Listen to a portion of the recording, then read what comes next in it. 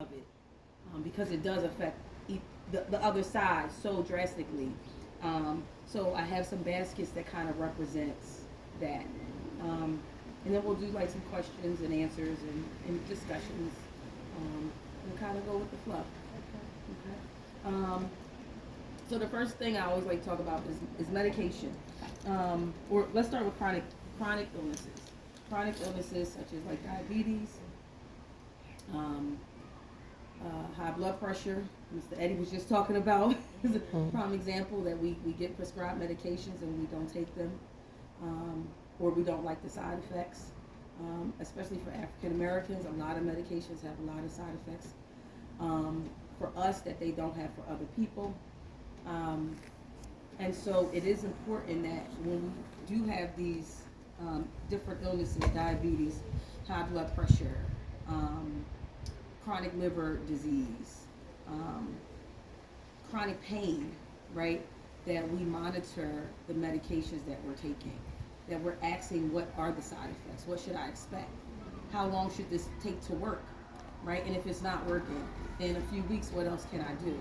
Also, I'm advocating for yourself to really be clear with doctors about what other things can I do besides take medication, right? If you're already taking 4 medications for one thing, and then they add another thing for something else without giving you any other options, especially in an elderly community, that's a big, how can I say, it can be fatal, like, to be honest, right? Blood pressure medications and cholesterol medications, the side effects are like dizziness and lightheadedness. So if you are already unsteady, right, our legs and limbs are getting weak, and then you're dizzy on top of it because you're taking a medication to prevent another problem, and you fall, then what, right? And so those are the kind of concerns and things that I just encourage people to think about with themselves and with their family members, right? And especially, like Mr. McFadden, he just mentioned, like, getting older, we do tend to kind of, we start losing people, and we end up being by ourselves a lot of times. We don't really have a lot of support. Get your support systems, right? Even if it's a friend, a neighbor, right? Sometimes taking people with you to doctors so that they can help ask those questions, right? That you may forget. Write it down before you go. Like, all of that is some steps that we could take to manage our medication intake overall. I did want to print some stuff. Next time we have this workshop, I will be more prepared. But I do want to print, like, there's med sheets that you can get. People can write them down. You put them on a refrigerator, right? You have, you get a copy of a list of your keep it in your wallet. When you go to the hospital and you can't speak for yourself, we're going to want to know what medications you take. And we'll give you something that you might not need to have, right? Because we don't know. So keep that stuff in your wallet, in your purse, right? Make sure other people know, your family members know what stuff you're taking. So that's one thing about medication. Anybody here suffering from a chronic illness? Okay. Yeah, I have high blood pressure. Okay. Diabetes. Okay. All of it is controlled. All of it is controlled? Okay. Do you control it with just medication, or have you controlled it with diet? Both. Both? Both. Both. Mrs. Stell? Same thing. Same thing, diet? Same thing. Yeah. And how do we think we can start to prevent some of those things for those who don't have any chronic illnesses at this point? Well,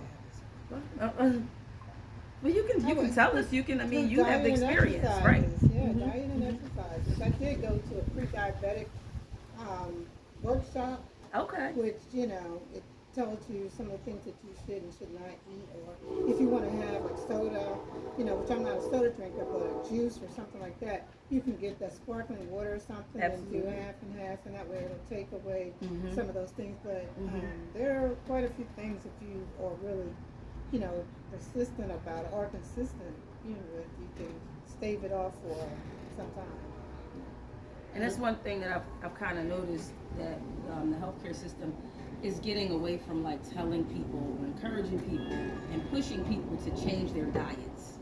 Right? That's not always, I personally, and this is, outside of me working in the medical field, personally, when I go to doctors, they don't really say too much about your diet anymore. And I've always been taught, and when I was younger, that's the first thing that will improve.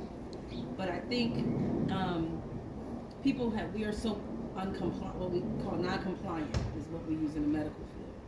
We're so non-compliant, they're just like, well, people are not going to do it anyway, so let's just keep pushing pills. Let's just keep pushing medication. But diet and exercise, moving around, physical and mental well-being is your first prevention to chronic illnesses, right? Your gut is stress, your stress lives. So if you're in high stress situations, and it sounds like we all have been working in those, that's why I asked about jobs and what we do, because we're all in like high stress, right? High demand fields, working with people, right? Personalities, right? That can be stressful. Working in elements, if you're somebody who work outside, right? That's stressful. Working with children. So that is another way to just go ahead and like prevent some of these illnesses. I think that I'm glad you mentioned that kind of stress factor, because for most of my adult life, I've tried to eat right, and I was really surprised that this was in my last profession I had. I like exercising, and I was taking my class to a camping every year, and when I had to take my physical for that year, I went to the doctor, and that's when I discovered that I had high blood pressure. It was really, and for the first time when I dealt with it, I didn't think I was going to be able to go on that trip, because you have to get a physical in order to be tested. But once I had a couple of days to get it together, and I did get it together, and I was able to go. But it was really, and I think the kind of things that I was doing in my younger life as I was growing was very stressful. Isn't most of that stuff genetic or no? So they say that diabetes, high blood pressure have genetic components, but I mean, there's no real marker to say like it's absolutely genetics, right? When I think about like what is genetics, why is it genetics, right? We if we just take African Americans, we take, it may be cultural, there may be some cultural factors, right? So African Americans, we eat fried chicken, we eat greens, we smother stuff in butter and grease, and like that's just, historically how we eat. And so if that's how I feed my children, and that's how they feed their children, then we are going to have all the same diseases, because that disease comes from the foods that we consume. Is there a predisposition maybe to get these things a little bit easier based on what we eat? Maybe. That's what scientists work to figure out. But then there's also some things that we don't realize happens before we even are adults, right? You're born and your body is starting to grow, but it's also dying at the same time. It's strange, right? I'm gonna find the lady's name, but she's a pediatric, and Mrs. Stowe, I think we had talked about this before. It's called the adverse child event. I'm gonna look it up. Don't quote me right now, but I'm gonna look it up. But what the idea of it is that when you are a child and you are in high stress situations, you are already predisposed to heart disease, diabetes, high blood pressure, heart attacks, strokes, before you even are 10, right? And so she did a TED Talk. I'm going to find this TED Talk. It's an amazing TED Talk. And it's a black woman, right? And she's talking about how, so a 5-year-old, I have a 5-year-old daughter, but I'm abusive. Her cortisone levels, her fight or flight is already kicking, right? And what is a steroid? A steroid is something that bulks you up, makes your heart beat faster.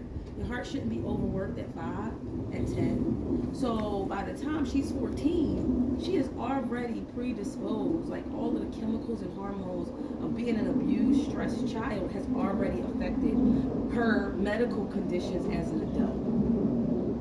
And so when I think about that, I think about being able to, like what you said, right? You said in your younger years, you ate good as an adult, you did the things, you exercised, you was married, you raised your family, but you had already put you know what I mean? Life had already put you in a situation to be predisposed to these illnesses. It was already too late, right? And so this particular scale marks off like a bunch of things that if you as a child have been through these number of things, if you score a certain number, then you're part of that. You are already predisposed to those things, right? And it kind of, right, makes sense, right? You think about a kid who, like, we grew up in the hood. I grew up in the middle of North Philly, right? So I'm walking to and from school scared, right? It starts to wear off, so we don't think we're scared, but we are. I walked, me and my sister had to walk through Huntington Park in the 90s in the afternoon. Eddie y'all know what was going on in Huntington Park in the afternoon, right? At 12 and 13, with an 8-year-old, we gotta go catch the bus. We gotta make sure nobody say nothing to us. So that's already. And my mom was a vegetarian, and she ate healthy, and she was spiritual, but we still was enduring all of this mental, emotional, and physical trauma without even really being involved in it. Yeah. Anybody else want to add anything to it? That's true, because I grew up in South Philadelphia in the 70s and 80s, and it was very racially hot. We came from the projects to go to school. We were in a big school. They didn't want us there. They crossed through Italian neighborhood, Irish neighborhood, and from a young child, you always had your fight mentality on because of survival. So by the time you hit your teens, like you said, you're already experiencing all these things in your body, and your cortisol levels are high and everything else too. So from adulthood, you're feeling all the pressure and everything. Now your body's slowing down, and you're no longer growing toward, being an adult. Now you're an adult now, and things are taking place differently in your body. So now I feel it. As my own child, I said, wow, but these traits that come from so-called inherited traits, or being predisposed for having those things like diabetes and all that, like you said, those things come from being raised in the hood. And one time your mom made you grits with extra butter and lard and stuff. And my mom's from the island, so I ate a little differently. Yeah. When I got older, I got my own. I ate worse because as a kid, I hated eating fish and vegetables and stews and all that. That's all she knew. Right.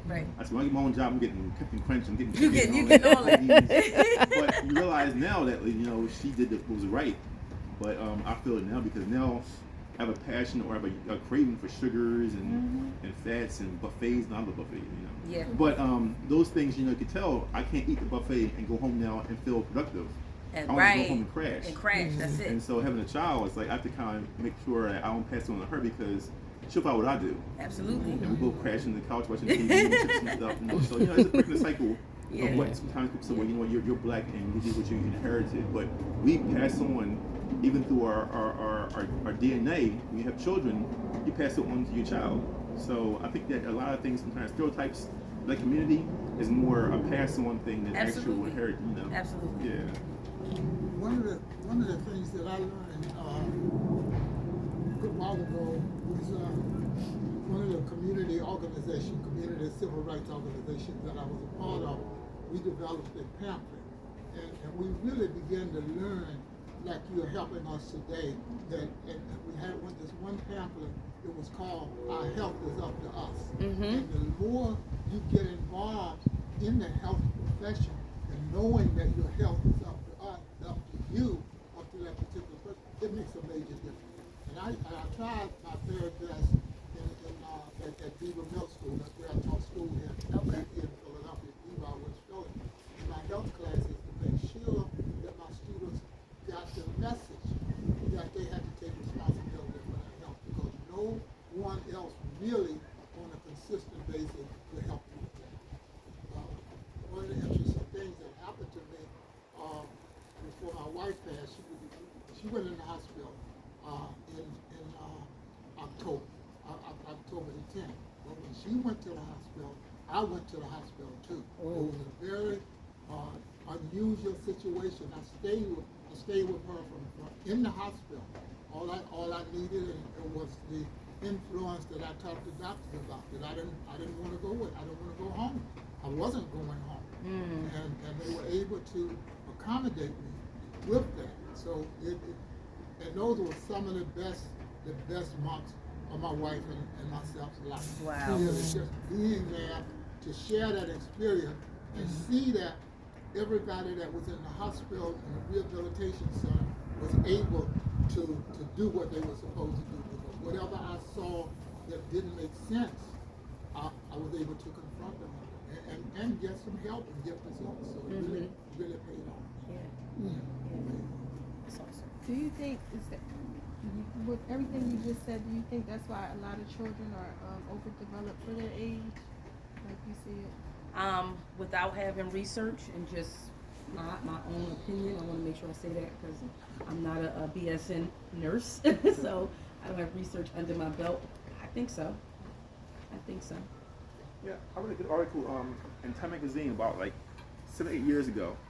It was an in-depth article about why are children developing so fast, and like you said, and they had a good article in there, and this is like research done, and they were saying how the milk hormones, different foods, additives make the cows and meat and all grow faster, and the runoff from the different things in the soil and all that.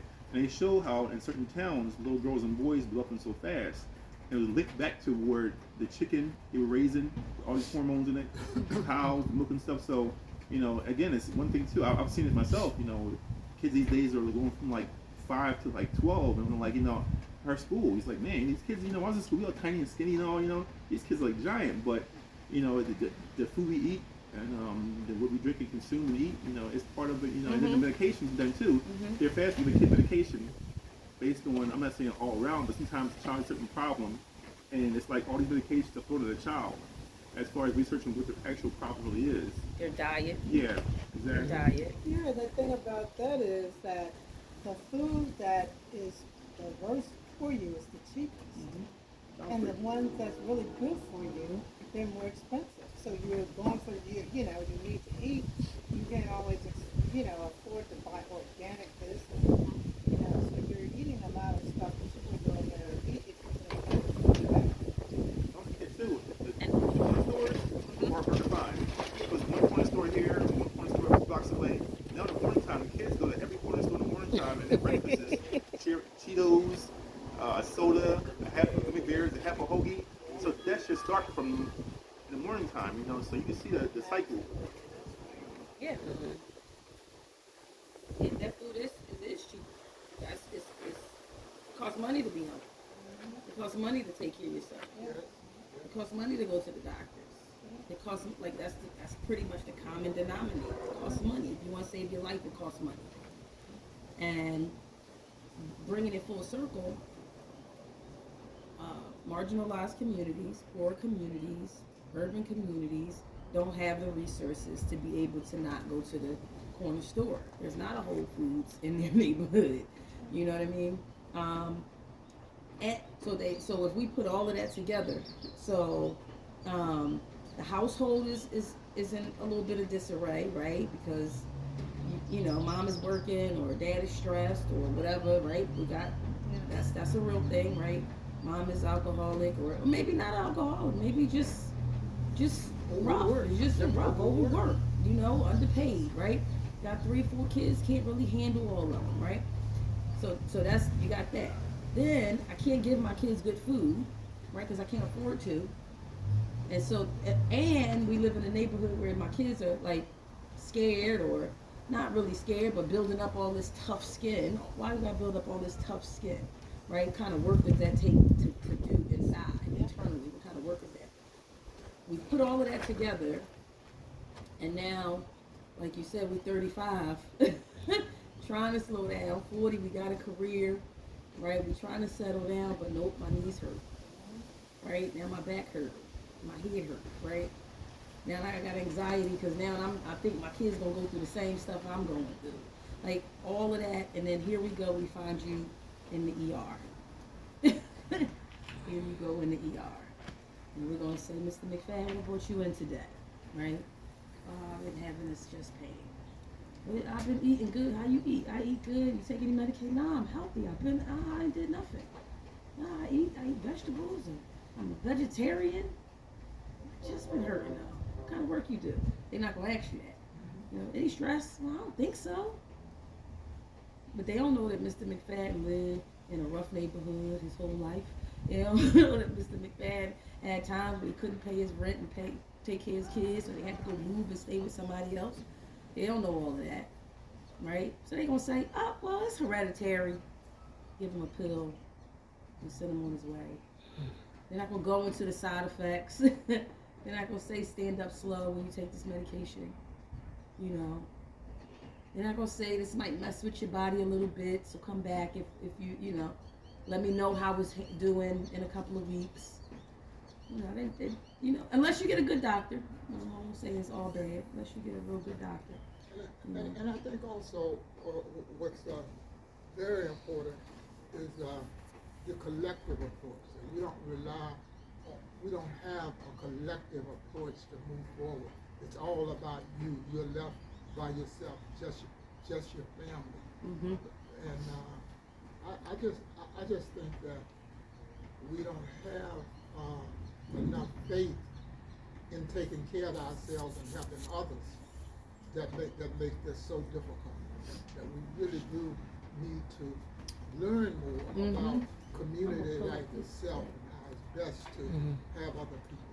I'm gonna pull up this thing. And the thing I was in Sunday school this morning in the community, and one of the things that really came up about this same subject is that we don't do things that help someone else, and that puts a lot of stress on you, and we keep going back to this stress factor because it is. You don't have a network, you don't have a team, and I always got my team effect. My commitment is to Christianity, what Jesus represented before he tried to get any work done, that he made sure that he had some help in getting that work done. That doesn't mean that your help is perfect, but at least you have some comfort. And I like the expression that you made, and James was talking about that too, how important that is.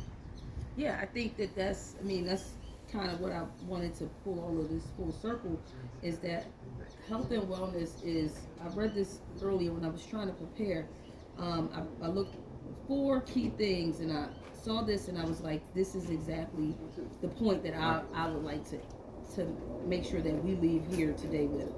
That wellness is emotional wellness, physical wellness, if we're talking about diseases and illnesses, right? The emotional wellness is, right, how you deal and maybe relate to your friends, families, and things like that, how you feel, right? When you wake up, when you go to sleep, do you go to sleep angry? And those types of things. Spiritual wellness, we're talking about our connections with God, the Creator, the universe, whatever you adhere to, but how you relate to that, how you relate to this world. How do you transcend? How do you support people? How do people support you, right? But then also, along with that, the social wellness. And we've come a long way from that social wellness. right? Some of even in bad times, right? Even when we were at our roughest, there was still some elements of social wellness, right?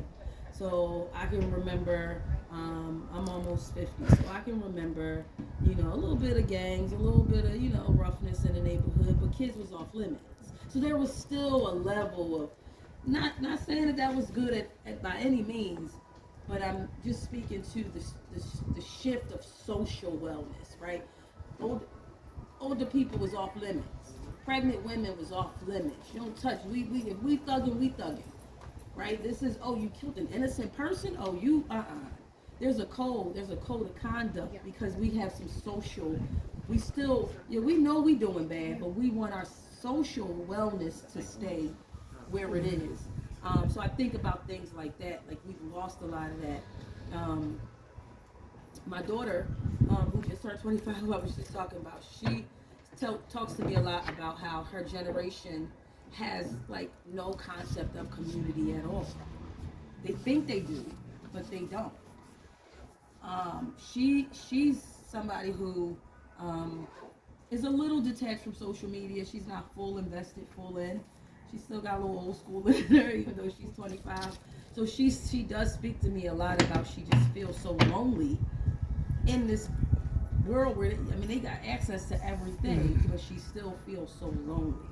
And part of that is because we've lost some of that like social wellness.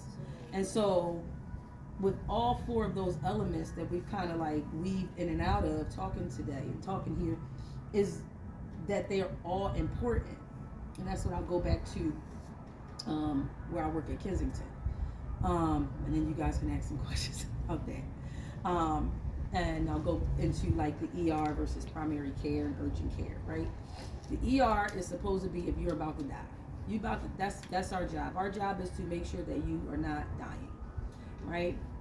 If we think you could die, then we'll keep you. If we think you are dying, we're going to save your life and then keep you. But a lot of people, out of all of the examples we talked about earlier, don't have access to primary care doctors or don't even know how to use them. So guess who's their primary care office? We are, right? Guess who's their counselors? We are. Guess who's their therapists? We are, right? And a lot of people that work in these environments don't necessarily come from these environments. So their empathy level is different, right? Their move and their compassion is a little bit different. They're not bad people, but they don't quite understand, right? And so people are not necessarily getting the education that could help them or the resources that could help them learn to use it differently. So just for an example, right? Your primary care is the one that's supposed to follow you every day. It's like going to school every day. Your teachers take care of your grades and your mental, your education and your academic. That's what your doctor does. Your doctor says, oh, you look good this month. Okay, your labs look okay. I think, oh, your lab look a little funky. I think you might want to do something like when you're taking your car to the shop, right? That's your primary care doctor. You taking your body to the shop to see, make sure that it's staying on track. Urgent care is, oh, I got a boo-boo, but I know I'm not dying. That's where you go to urgent care, right? My chest hurt, I'm going to the ER. I can't breathe, I'm going to the ER. I think I broke a bone and it's open, I'm going to the ER. I'm dizzy, I'm lightheaded, I'm not speaking, mom doesn't sound right, she's never said these things to me. Those are ER visits. So I would just encourage you guys that encourage your families to really process what's going on with them so that they can get the appropriate help.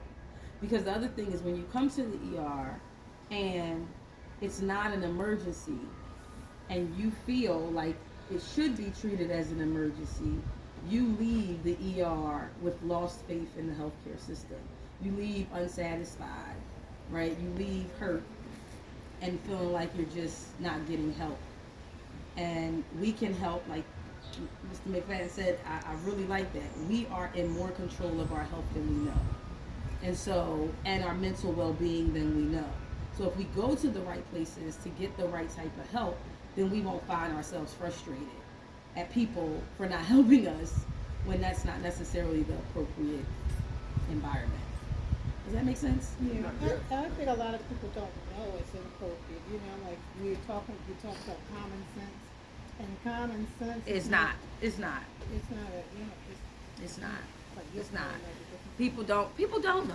They really Yeah, they they really really don't don't know.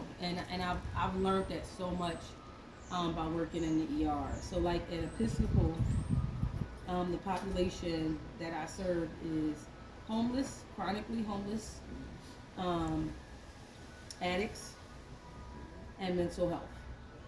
Now there's community people who live in the community who are, you know, don't have those particular issues, who live in a house, somebody's grandmother, somebody's kids, working adults who live in an area who come into the hospital as well, of course. But the majority of our population is overdoses, is people who have been sitting on the ground for 3 days, right? Wounds and infections and things of that nature. And it's pretty much a revolving door. And so while I'm at work, I always think like we're dealing with their medical part, right? But the medical part is not what really got them there. It's all of what we've been talking about before, right? It's all of that psychological, emotional, lack of spiritual, like it's all of that that got them to this place. Because they all have stories before they were here. So it's a really difficult place to work because you really, we talk about it, right? Being in conscious communities and spiritual communities, we talk about these things. We're talking about it now, right? But to actually see it, like see it happening in real time is, and to be quite honest, most of these people are not people of color. So it just makes me think of like, damn, what did crack look like? What did that era look like for us? You know what I mean? And so it's no wonder that we are so sick. And that's kind of what I kind of think about. Any questions, comments? That's true because I grew up in the projects Mm-hmm. in the 80s, late 70s, and it was the crack era. Mm-hmm. And alcohol too. We had a lot of PDZs and liquor stores in the area. So going to school, that's why I don't drink now. To this day, I don't drink. I'm Okay. 50 years old. Okay. And going to school in the morning time, I'll pass through these breezeways. I would see these guys every morning out there, passed out, pissy drunk, for the next night, just laying there. I said, you know what? When I get older, I won't be this way. Right. So it made me a mental picture. And to this day, I see alcohol as that. Not to say that once in a while I have some great wine or whatever the case may be, but it just made my mind made up that, you know what, I can't do that. And I can't pass it on to my generation and my children. But like I said earlier, spirituality is so important because it's Woods Day. And the mental stability, I see kids today, they're pushing on them. Every rap song is about smoking weed, getting high, and it becomes a thing where it's social and it's fun. And the community is broken down where young ones like in grade school now on the corner smoking weed and stuff, and they're preparing their lives and their health for a downfall. They don't know 10 years from now their heart and all how he's going to respond to marijuana or their brain and all whatever, but it's been passed on to the community as this is okay, this is how you do it. And there's no more spirituality and morality. So your physical health is important, but spiritually it goes hand in hand. Absolutely. And so like I'm seeing in the fire department, I go in the field, so the EMTs and paramedics, I'm always around them. I'm seeing firsthand most of the rescues are for overdoses, That's right, mental health, right? So you need an actual paramedic or EMT to pick you up, right? You can't get one because John Doe overdosed 5 times in the same corner. And in Kensington, I'm seeing it because I'm down there firsthand. And you feel bad for him, but it's like, you know, overall the community is falling down. It's like, I need help. Heinemann closed down on Broad Street. And I was downtown at Revenue Department. That's our hospital. We go to the emergency room, it was all overdoses and homeless and mental problems.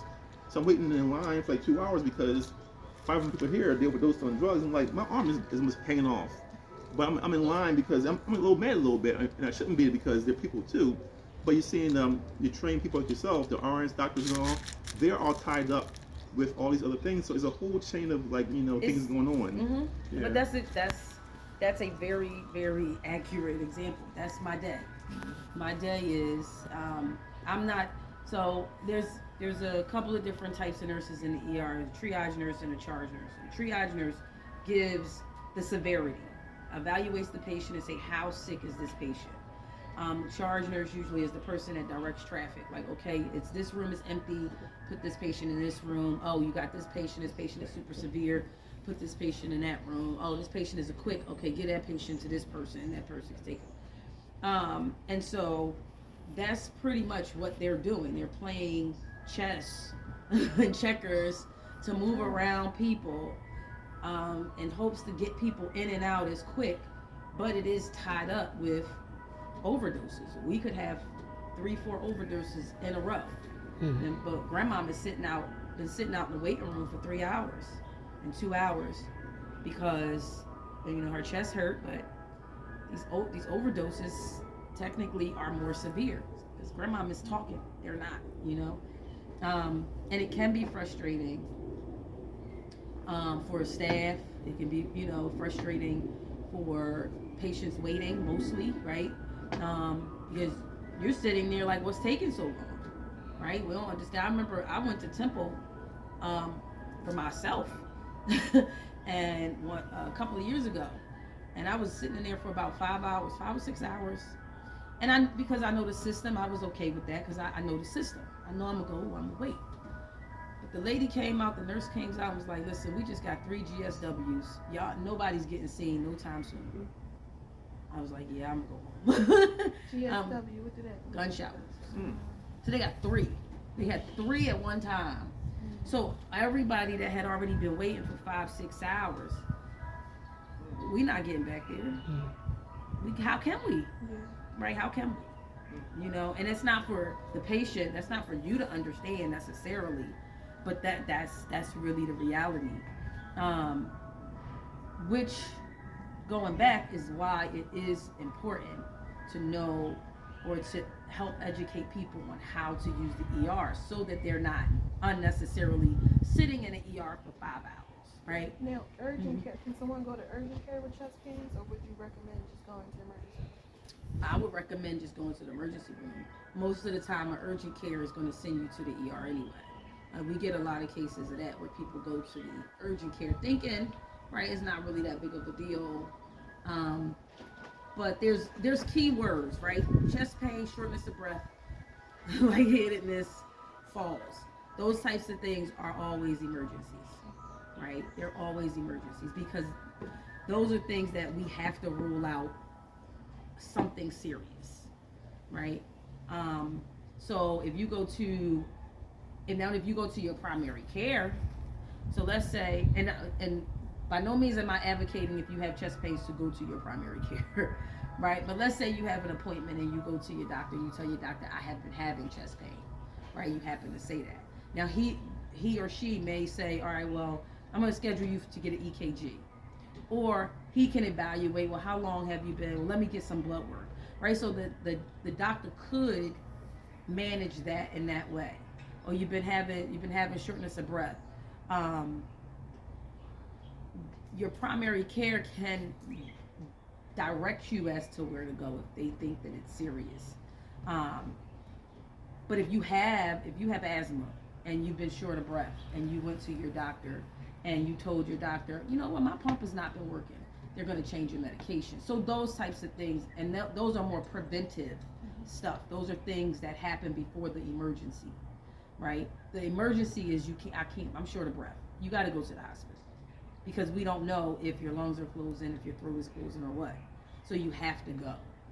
Now it may not be serious. Maybe your inhaler wasn't working and you need a new medication, or maybe you're not taking it often enough. Maybe you're overworking yourself. Maybe you had a cold, and it triggered your asthma. So all of those things are things that we would have to figure out in the emergency room. But those key words, chest pain, shortness of breath, dizziness, most of the time, those are always considered emergencies. Urgent cares are relatively new, right? 'Cause I've only heard about them like in the last 5 years. Yeah. Maybe. And they're not really in urban neighborhoods. Some. Because like if you got if you Google it, you'll see your area. Because my mom had a knee problem. She's like, you know what? It's bad today. I don't know what it is. It's worse than usual. So I Googled it. It was like 2 blocks from our house. Yeah. So and it was bad too. It was like I got in and out quick. It's like because I went to the ER and it was crowded. I said, Mom, you know what? Let's try the urgent care. So if you Google them, they are pretty close. Okay, Mrs. Snow, I'm sorry. Yeah, I wanted to talk about statins. Statins? Yeah, Okay. and LDL and that kind of thing. The cholesterol. Yeah. Mm-hmm. So I have a situation where my doctor's been, because she knows I don't like to take medication, so, it comes up and she suppresses it, like, we Yeah. did it for years. But my cholesterol has always been very good. So this particular time when I had the lab work done, she said your LDL went up some. So she was giving me the statistics about it at your age and with what's going on with you. You're like one in, I think you're either 1 in 5 or 1 in 9. Okay. You have the chances of having a heart attack. Not saying that you'll die, but you have that chance to have a heart attack. I guess the thing that I don't understand is why did the statins keep coming up? Like every time I would go to, my chart, it would always talk about statins. And I'm like, well, my cholesterol is perfect, Right. So I don't understand why. That LDL is getting higher? Yeah, no, why they always pushing statins. That's Oh, what- the medication. Yeah, why are they always pushing the medication? Because she just finally wrote me a prescription. I still haven't started taking it yet, but I think it goes back to, so a statin is what helps to lower that particular, so the cholesterol medications all attack is 3, if I'm not mistaken, if I can remember from school, because we don't deal with this often. So you have your low density, and then your high density and your triglycerides. Right. Those are like what they are checking when they check your cholesterol. High density is supposed to be good. That helps to. That's the good cholesterol. Low density is the bad cholesterol. Triglycerides is kind of more neutral. I think. But when that statins helps with the low density. So there's other cholesterol medications that help with other things, that help with triglycerides or help with the high density cholesterol. I think it goes back to what I was saying earlier.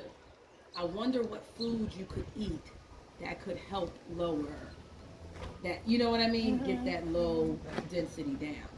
yeah. That's something I'm going to look up. Like what foods. But that's why. Because they're raising that statin because they want your low density to go down. But I wonder if she could give you some other alternatives. I don't know. Maybe there's not. I'm not sure. But I'm wondering what foods could help, right? Because we do know that there are certain foods that help in, different fat. Like avocado is a good fat, right? Like things like that. That's kind of where my mind is starting to go. What could you eat more of that could help raise your high density and lower your low density cholesterol? So, but that's what I think it boils down to. Somebody's blood pressure is off, and Eddie, I'm talking about you. If he goes to the doctor and he's like, my blood pressure still ain't getting together. You take your meds? Yeah, I take my meds. They're gonna increase it. They're not gonna go deep into, well, what you been eating, or how you eat every day. What's your diet? They might mention it, but they're not gonna dig, because I think in some ways, the health system has kind of given up on that part with us. And I think it's the profits that they make through these the drug manufacturers too. And that we do know that's a big money maker. But they make a lot of money off of medications, right? That's the point that I was going to make. We always must remember that this is a capitalistic Absolutely. society that we live in, and they're going to make every dime that they can. So that's a major factor. And I just think too that as we embrace this, the point that you were making about uh, what can you find, what can you research that will help you. I was listening to a program that was dealing with olive oil and how important olive oil is and where you can find it. There's just so much information out there. You're so right because I hate to push what I'm doing with somebody else because it might work for you, but my cholesterol was a little high, and doctor 2 years ago gave me Lipitor, and it made me feel kind of funny and maybe it was icky, Lipitor is dangerous. Yeah, actually, so I was like, because nah. you can't eat a I lot had of to- things with it. Yeah, I was like, nah, you know what? This ain't me. I said, I can't trade one thing for the next. I felt better when I was just having cholesterol, Right. So I said, I'm a person where I always try to research myself. And it's for me personally. Like you said, every morning, right, I put olive oil, extra virgin olive oil, and pure lemon onto a teaspoon and drink it. That, and I add cayenne pepper every morning a little bit to my oatmeal. And at lunch for soup or anything, even my tea, cayenne pepper, add it to that. When the doctor later on that year, he said, you know what, you're doing great when you look at tour. It's dropped down. Wow. I didn't tell him what I was doing. He said, you know what, you're back in the range, you're doing great, keep it up, I'm just more for you. I said, all right. Right. For me, that worked, and it was all natural. Again, I don't push that because everybody's different, Right. but I found that sometimes you have to be, like I mentioned earlier, proactive in your own health. Because, like I said before, medication sells.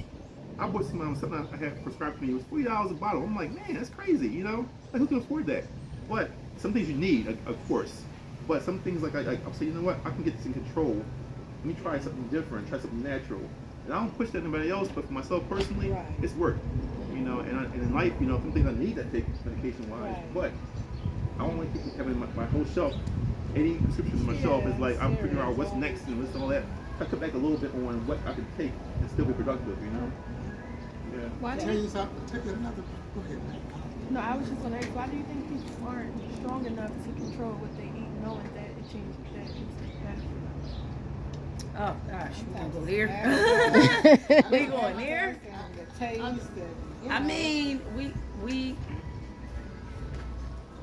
I think it hits what Sybil Fat just said, right? We are capitalists. We are gluttons. We don't want no. No doesn't. There's no no. There's no you can't have. You know what I'm saying? We don't. America doesn't move in that way. You can't. What you mean you can't have it? What you mean? What do you? Why it's there? Why not? Right? I mean, you think like the addictions that we have, the level of addictions, the level of lack of will that we have as a whole, right? It's not just with food. It's with social media. It's with gambling. It's with drugs. It's with alcohol. It's with sex. It's with, you know what I mean? It's with drama. It's with toxicity. It's like we just don't. Why don't we? We're human, and we're kind of stuck in this space. But the more that you learn, right? I always remember like growing up. I grew up in a Pan-African community and an Islamic community, and I rebelled from it real hard.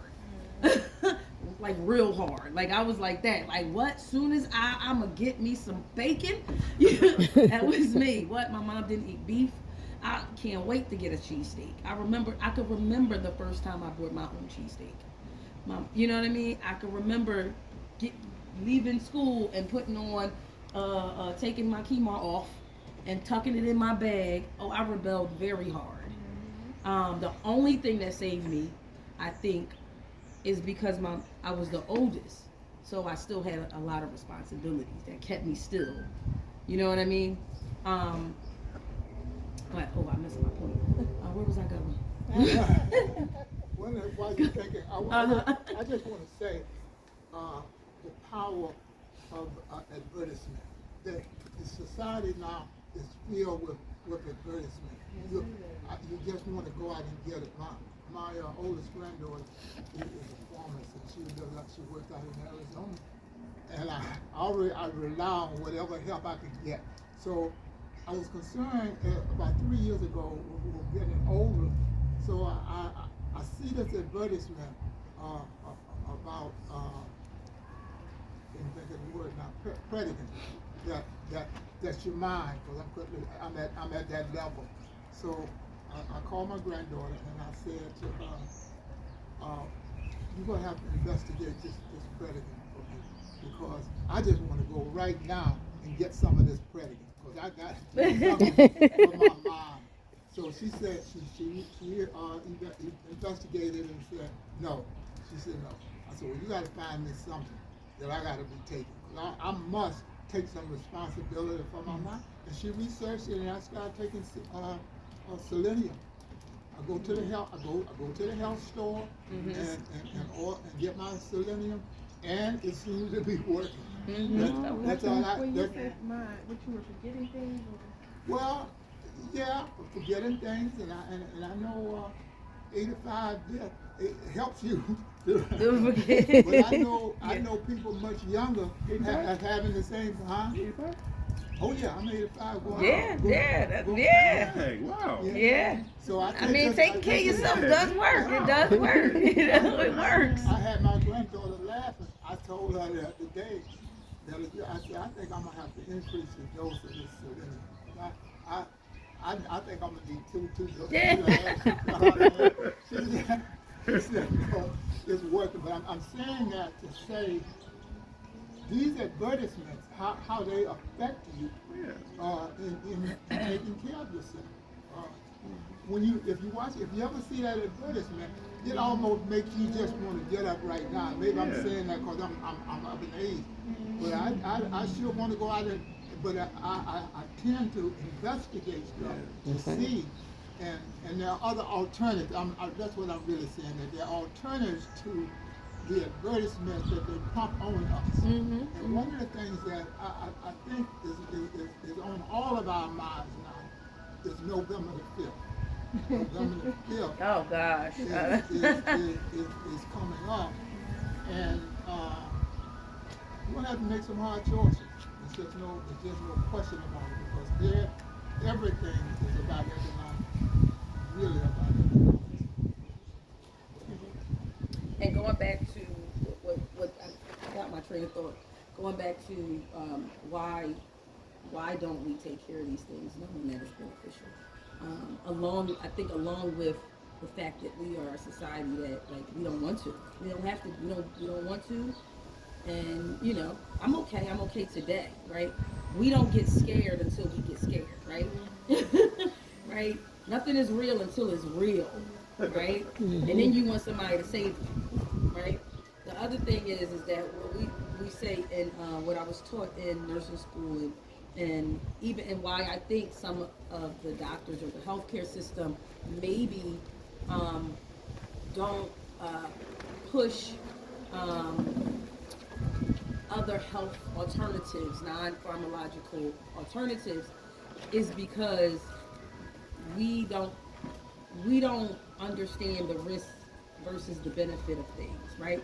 So they taught us in school that in order to really appeal to somebody, right, when you're educated, if I'm educating you about your diabetes and your medication, why you should take it this way and why you should change your diet, I have to have some level of understanding by talking to you and getting some other answers of where you see the risk and the benefit of doing these things, right? If you see that the benefit of doing something, if you really truly believe it, we do it, right? That's why we change jobs. We change jobs because we understand and we believe wholeheartedly that the benefit of going to this new employee is going to help us. It's going to help us buy a house. It's going to help us buy a car. We believe that. But we don't really believe that this exercise we got to do 3 days a week for 3 months is going to help us lose weight. You in the back of your mind, it ain't going to work no way. We're looking for instant rewards. Exactly. I usually say, I had this joke at the hospital, and there's two reasons to me, two real reasons why people come to the ER.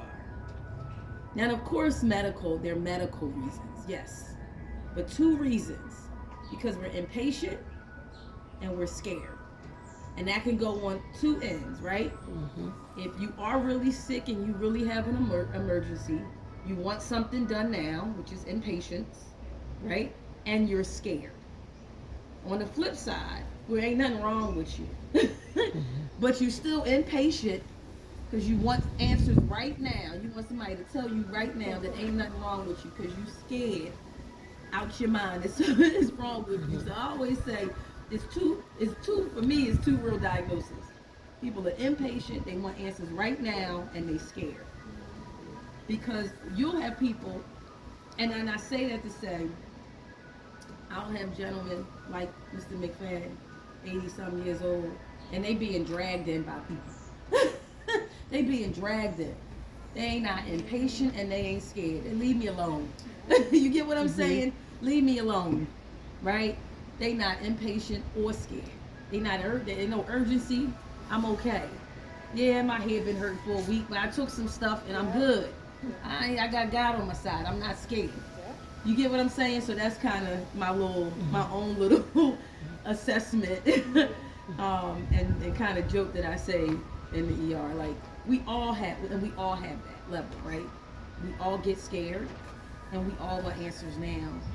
But we do have to know that, like, in the case of exercising, in the case of changing your diet, in the case of this medication is going to be helpful for you, we have to know that the benefit of this, the benefit of riding with this is far more greater, right? Far more, or the risk of not doing this. So you gotta say it differently. The risk of not doing this is far more greater than the time it's going to take you to actually see some improvement, if I said that correctly. Does that make sense? Okay. We have to know that we aren't invincible, right? Our health isn't, we all gonna leave here. Let's be clear about that, right? But the way in which we leave here, we have some control over that. We have a little bit of control over that. You know, not a lot, but some. What pushes me, and I guess I've always had, I don't like pain. Uh-huh. I do a lot of pre-work. Uh-huh. I do a lot of pre-work, and I really question all of my medical care people. I really question them about what they do and what they recommend. And I always ask them the question, is there some alternatives, which is what you started with, that we have to really look for that. But I don't like no pain, and I don't think we should live with pain. I think we can do something about it if we train a certain way or grow up a certain way. We can really do something about it. And it all goes back to what James was saying. Excuse me for using your first name. But about all of the things that we can do, exercise and all of those things, just so helpful. Now I have a son, he's 18, and he's an athlete. He played, basketball, football, all that. But he likes McDonald's. And I keep talking to him like, you can't eat that. And he's like, but I'm in shape. I'm an athlete, I run around. So I'm like, I don't have the argument. Like, I don't know what kind of argument to have with him about not eating, He McDonald's. 18. You can't. It's not really. He 18. But there has to be like. He has to believe that it's harmful. He doesn't believe that it's harmful. Yeah. You have to believe that it's harmful. I struggle with cigarettes. I do. I know that it's harmful. But somewhere in the back of this noggin, I don't fully believe it. That's like when you truly believe something is harmful and you truly don't want to do it. Like, we have more control over what we do than we think.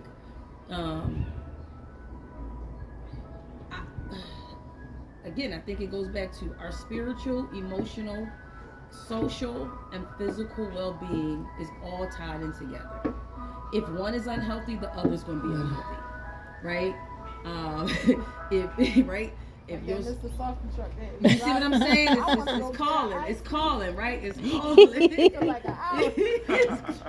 Right? I think that all of those things are tied in together, right? If our mental is strong, then we have more willpower to do the physical stuff, right? If our it's coming around, it's coming. If our emotional support if our support, our family, our social support is strong. For example, this community, right? The garden. This before the garden, was I eating vegetables and growing stuff? No. Right? I grew up a vegetarian. I've eaten like that my whole life, so I know it. Right. But it took as an adult to be around people who do that, right? So that helps to encourage, right? So all of the stuff that I might have been doing a little bit here and there, a little bit here and there, now it makes me accountable. I see it all the time, right? Let me get a juicer, right? As then I see it and now I want to do it, right? And so then my sister gets a juicer, and so she's talking about help. Like that's the part that helps. Right, so I have a sister that she also smokes. There's only 2 of us in my family that smoke, but we both were like, "Yep, nope, you better not buy a cigarette. I will just smoke this one." But even though we're still struggling, we both are helping each other to cut back. Right, that support system. Well, did you take your medication today, sister? She's diabetic. You take your medication? Well, no, I'm actually off of it. I lost a cup. Oh, good. Good. Oh, I'm not eating that. When we out, we shopping and we partying. Well, let's go get salad instead of. When you have that community of people around you, like-minded people who want to be healthy, even if you struggling, y'all gonna struggle together, right? My daughter's 25. Guess what? She's in the gym much more than I am. So when she say, "Mom, I'm going to the gym," that 3rd day, I'm sitting there looking stupid, like, shit, I guess I should be going with her. All right, it's gonna make you want to get up. So that all of those things, and then if stress at work, right? What are you doing to relieve that? All of that works hand in hand, because that exercising and that eating right is gonna help you not be as stressed at work, and it's gonna help your limbs feel better while you're working. Like, and that's gonna help you go to the doctor's. Like it's all it. I just have been seeing so much clearer how all of these things just really do work in tandem with each other. And so that's kind of what I want to leave with, is that, what Mr. McFadden said was like, our health is our responsibility, right? The doctors, the herbs, the food, that's created by someone as a resource for us to use to be healthy, right? But we have to be able to pick and choose what we want, like in the garden, right? You pick what you need, right? You pick the most fruitful things, right? That tomato that's smushed, you're not taking that. You're not going to eat that rotten tomato. You want the fresh one. So we got to look at what those fresh resources are, right? Vetting your doctors, those are things, right? Being able to say, you know what, I've been to this doctor 3 or 4 times and he just don't connect. That people don't think of that. You just think you gotta go with who they send you to, or you gotta go what your insurance say.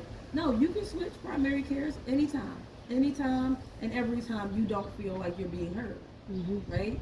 You can report people, right? It seems I'm an advocate of reporting. When they call them surveys and say, how was your visit? Tell them. Tell them how your visit was. Tell them. Because that's the only way things change. They might not change right away, but tell them. I went to the, and I'm in the healthcare system, right?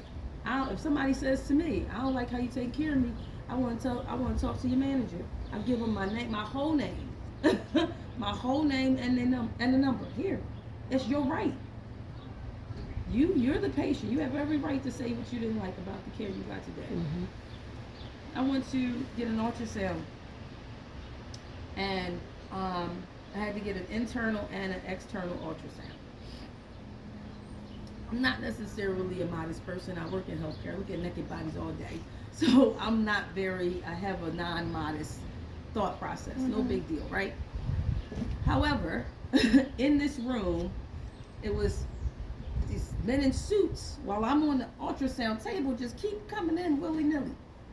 And the ultrasound tech was a student, and the ultrasound, I guess, educator or whatever was teaching her how to do ultrasound. So she was doing my ultrasound, my abdominal ultrasound. And he's talking to her about another patient. And so I'm laying there and I'm like, okay, Jameelah, do you say something? Or do you just kind of let this go? 'Cause, I mean, and so about the third person that came in, I said, excuse me. I said, there's no curtain or something? And he's like, well, we're not showing anything. I said, but it's my body. My person is here. It's me. It don't matter that I'm not, undressed. Mm-hmm. But there's no curtain. Like, why are people walking in and out while you're doing a test on me? That's a little bit uncomfortable. He's like, oh, I'm sorry. And when we do the other exam, I'll make sure I lock the door. And I said, and you're talking to her about another patient while I'm sitting here? Isn't that a HIPAA violation? Yeah. And he was like, oh, I'm so sorry.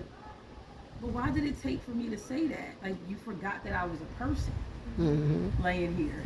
And a lot of people don't call that morning.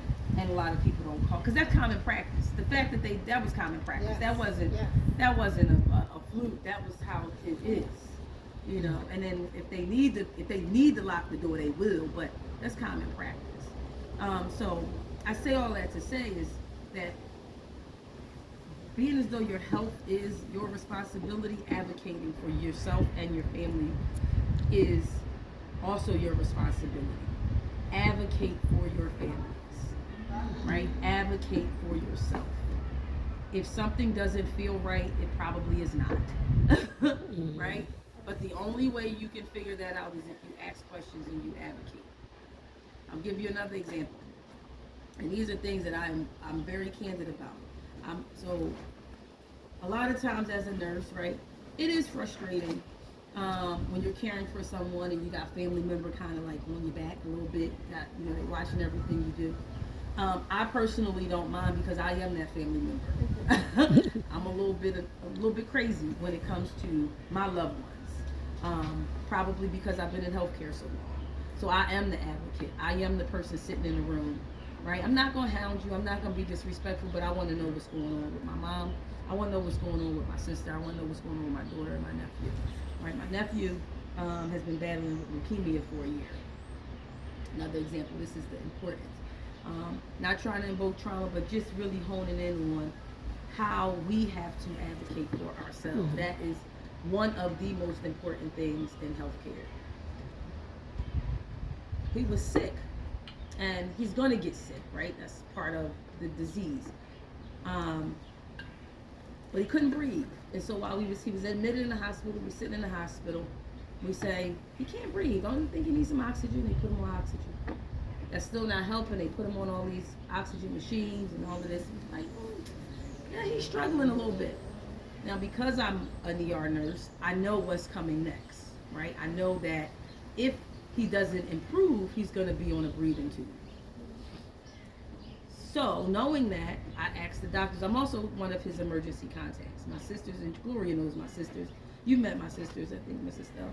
And we're really close. I'm the oldest. My mom is not around. I'm like mom.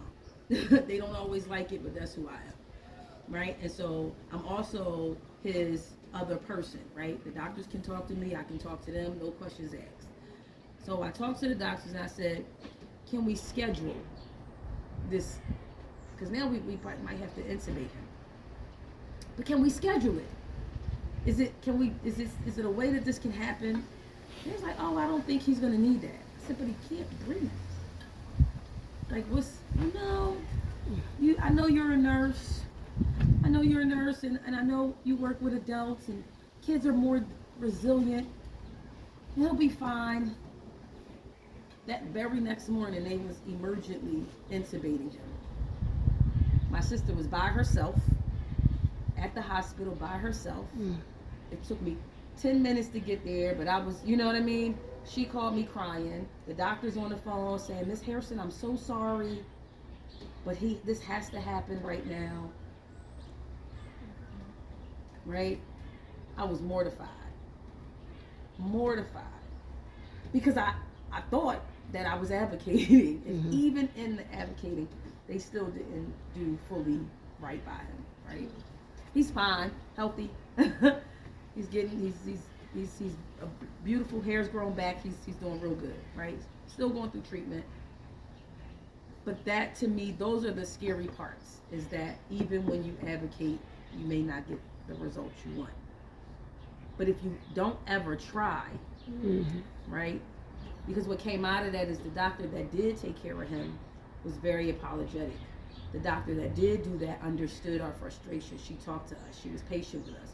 She gave us hours to ask questions, right? So you will, with putting that out there, know something, yes, traumatic happened, but the cleanup was very good, right? She did a great job in managing us as a family, right? And making sure that this young man, that we saw that he was in good hands and that he would return to a healthy state. They did a good job with that. And I think that had we not advocated for something prior, then they would have never even understood that there was something wrong to clean up. You get what I'm saying?